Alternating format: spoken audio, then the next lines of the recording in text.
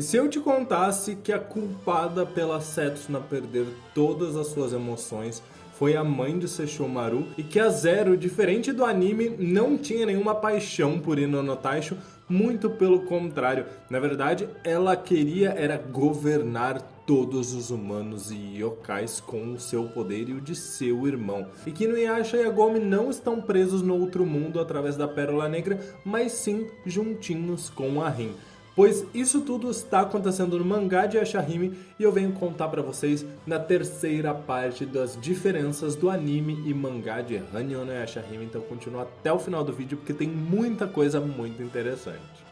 Olá meus queridos, eu sou o Avalon das páginas Avalon Geek. Se você não assistiu a primeira e segunda parte desse tipo de vídeo aqui, então já vai assistir, deixa esse videozinho salvo para você voltar depois, porque vai ser muito importante você entender as diferenças dos primeiros 8 capítulos do mangá de Yashahime. Importante só explicar para vocês caso vocês estejam completamente perdidos sobre o que vem acontecendo e como vocês podem acompanhar o mangá de Yashahime. Eu estou fazendo no meu canal a narrativa dos capítulos completíssima com todas as páginas e todos os eventos, exclusiva para membros. Então você pode se tornar um membro aqui do canal, me ajudar a continuar esse trabalho e também ter acesso a todos os capítulos narrados em vídeo. Dentre as mudanças do anime e mangá de Yashahime, aqui Riko conhece Towa e as demais Yashahimes justamente ao procurar Jubei para contratá-las para uma missão. Ele pede para que elas levem tanto ele quanto Rion como uma espécie de escolta. Algo muito curioso porque no anime Towa conhece Riko lá no episódio 7 quando ela estava indo procurar por informações do Monte Musubi para tentar encontrar a borboleta dos sonhos. E aqui, como também acontece mais à frente no anime, ele acaba contratando os serviços das Yashahimes. Esse é o primeiro contato que ele tem com elas no mangá. Também é interessante que desde já o Riko já está sendo acompanhado da Rion, que é uma personagem que só vai ser introduzida pra gente na segunda temporada do anime de Hanyo no Yashahime. E as meninas partem nessa missão quando nós vemos que a Towa quase cai de cima do Takechio e acaba sendo agarrada por Riko, gerando todo um momento de tensão ali, algo que honestamente eu acredito que só foi surgir tão explicitamente pra gente no anime lá por volta do episódio 21, quando ela demonstra ter sentimentos pelo Riko ao ser salva na noite de lua nova de um ataque de Totetsu. É muito interessante a história do Riko no mangá, porque embora ela seja semelhante ao anime, tem pontos que são divergentes. Assim como no anime, ele era um chifre de Kirinmaru que foi cortado por Ino no Taisho e abandonado por seu mestre. Mas Zero lhe deu vida provisória criando Riko. E ela fez isso porque ela se sentia sozinha. Então, seria bem-vinda uma companhia que no caso se tornou Riko. Ele reconhece que só existe como parte de Kirinmaru e graças a um capricho de Zero, e após trair Kirinmaru e decidir servir a Sesshomaru, coisa que vai ficar mais clara pra gente mais à frente, ele passou a precisar arrancar seus próprios olhos e substituí-los pelos de outros seres, para evitar que Kirinmaru passasse a enxergar tudo que ele vê, porque mesmo usando os olhos de outros seres, à medida que o tempo vai passando, eles se adaptam ao seu corpo de tal maneira que o Kirinmaru volta a ter contato, uma conexão e enxergar tudo que ele enxerga. Inclusive no mangá, Rion se demonstra muito mais inocente do que a Rion que nós vemos no anime. Ela parece realmente uma criança bem fofinha que morde a orelha do Takechio constantemente quando ela está com fome, porque simplesmente ela acha que ela pode comer o guaxinim.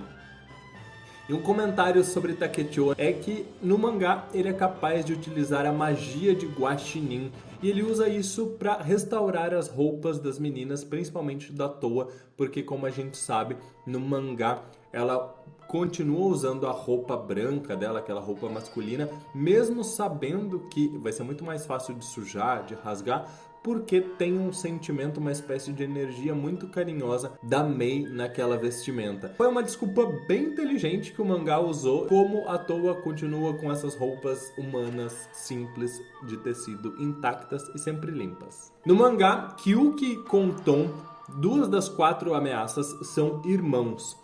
Konton é líder das 4 ameaças, o que a gente não vê no anime. No anime, pelo menos, não é nos mostrado uma hierarquia dentre as ameaças, só que são a elite do exército de Kirin Maru. E Konton considera sua irmã uma yokai barulhenta e grosseira. Ele acredita que a elegância e o refinamento são o que tornam alguém poderoso. Mas na verdade, Konton nunca deixou de ser uma besta feroz.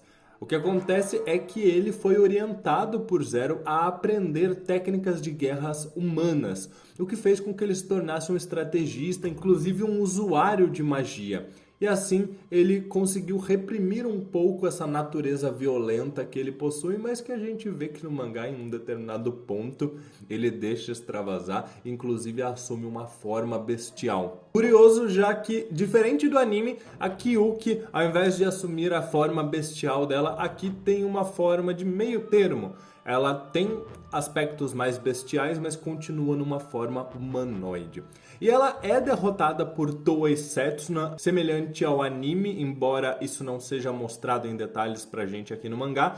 Porém, ela só morre quando ela oferece seu próprio coração ao seu irmão para que ele o devorasse e se tornasse ainda mais forte. Algo que me lembra um pouco o que acontece lá com Manten e Hiten, os irmãos Relâmpago, no mangá original de Inuyasha. No mangá, Shippo utiliza a forma de disfarce como um grande yokai raposa para servir de mensageiro de Sesshomaru, e foi inclusive ele quem entregou uma mensagem para Konton para que ele fugisse, pois as Yashahimes estavam se aproximando. E diferente do anime, no mangá foi a mãe de Sesshomaru quem entregou a borboleta dos sonhos a Setsuna. E isso com aceitação da própria menina. Isso porque Setsuna, enquanto ainda era mais nova, tinha muito medo dos seus poderes, inclusive das marcas que ela possuía em seus braços e de seu sangue venenoso. Ela viu na maldição da borboleta dos sonhos uma oportunidade de parar de sentir isso. Assim, ela poderia se tornar tão forte quanto Moroha, que era sua prima mais velha e que sempre a protegia.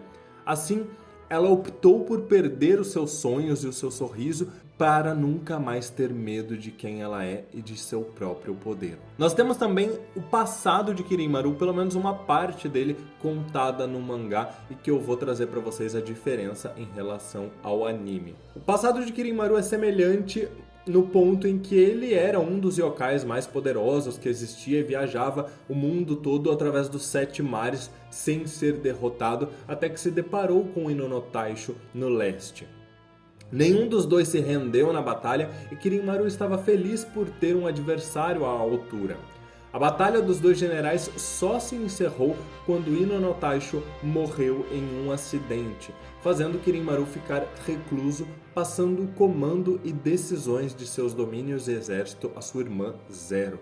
É interessante aqui nós entendermos que, diferente do anime que nos mostra muito mais cenas de Inono Taisho sendo superior a Kirin Maru, aqui é dito que os dois estavam páreo a páreo e que esse embate nunca teve um fim, até que infelizmente Inono Taisho acabou morrendo no acidente. Nós sabemos que é a questão lá do incêndio no castelo de Izayoi, onde ele acabou sendo morto. Para poder assumir o posto de comandante desse exército e tomar decisões, Zero se livrou de seu coração, evitando intervenções de suas emoções.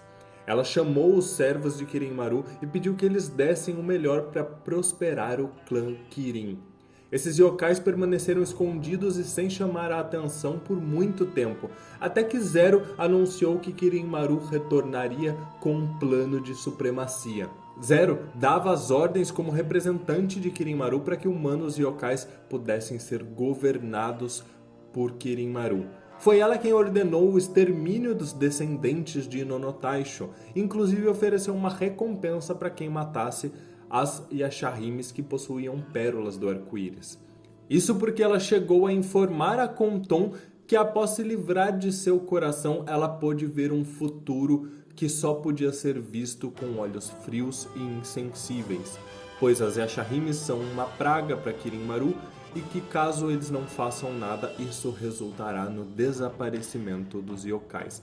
Então, diferente do anime, é muito interessante que aqui a Zero ela não se apaixonou por Hinata Taisho e se livrou do seu coração para não sofrer mais por ele.